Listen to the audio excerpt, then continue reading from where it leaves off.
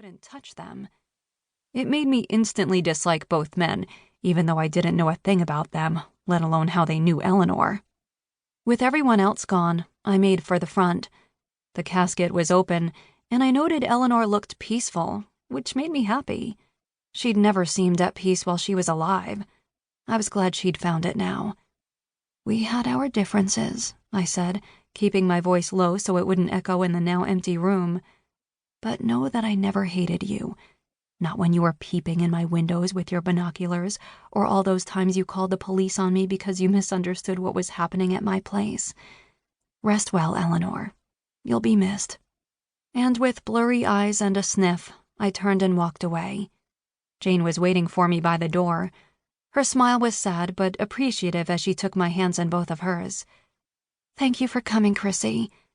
"She was a good neighbor," I said, trying my best to be diplomatic, considering how often Eleanor had frustrated me.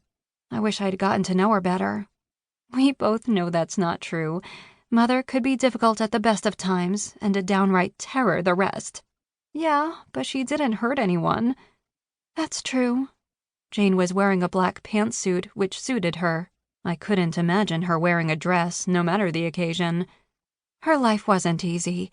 She did it to herself, and I know that despite what she said, she missed having more people around her.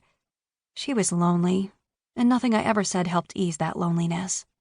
I didn't know what to say to that, so I merely nodded. "I don't know why we bothered." The shout came from outside. Both Jane and I moved so we could see what was happening on the other side of the door. The group of older men were standing in a huddle a few yards from the funeral parlor. The man who'd shouted was slightly younger than the rest, meaning he had all his gray hair and he didn't have quite as many wrinkles lining his face as his companions. "You'll be lucky if someone comes to your funeral, Arthur."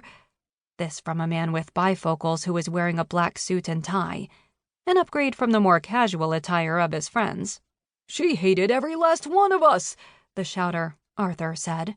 "Do you think she would have paid her respects to a single one of us? No, she wouldn't have. She'd have spit on our graves before we were buried." "She had her reasons," the bald man said. "They weren't good ones," Arthur muttered. He looked up, noticed Jane and me watching, and then turned and marched angrily away. After a moment, his friends followed. Jane heaved a sigh and shook her head. "I can't believe they do that here. I was surprised they even came, to be honest." "Who are they?" I asked. I didn't know them from around town, which wasn't saying much. Pine Hills might be small, and I owned and ran the only dedicated coffee shop in town, but that didn't mean I knew everyone. "People from Eleanor's past," Jane said. "They—" She cut off as a man in a dark blue suit and a somber expression approached. "Miss Winthrow," he said, voice barely above a whisper. "If you have a moment, there's a few details we should go over before we proceed to the burial." Jane glanced at me, but before she could speak, I waved her off. "Go ahead," I said. "I'll talk to you later." She started to walk away with the man, but paused. "I'm going to be going through a few of Mom's things once I'm done here.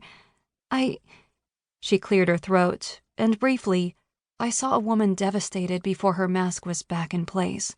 "If you have the time, I could use some help." "Of course," I said. Going through her mother's things would be hard. She didn't need to do it alone. "Give me an hour," Jane said, and then she headed into a side room with the man. I drove home with a heavy heart. When I parked in front of my house, the neighborhood felt different, lonelier. Eleanor and I might not have been friends, but I'd always felt her presence nearby. Her house looked strange knowing that she was no longer in it. It seemed smaller somehow, a shell of what it was. I wondered what would happen to it now, if it would be sold or if Jane would keep it.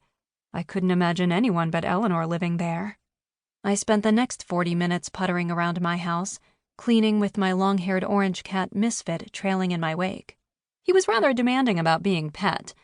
Every time I paused, he would butt his head under my hand and then run his entire body across both of my legs. I had to be careful not to step on his long tail. "I know," I told him. I knew the neighborhood would be more peaceful now without Eleanor calling the cops on me every chance she got, but oddly, I feared I'd miss it. I guess the fact that she was gone contributed to my somber, reflective mood. Misfit meowed once and then dug his claws into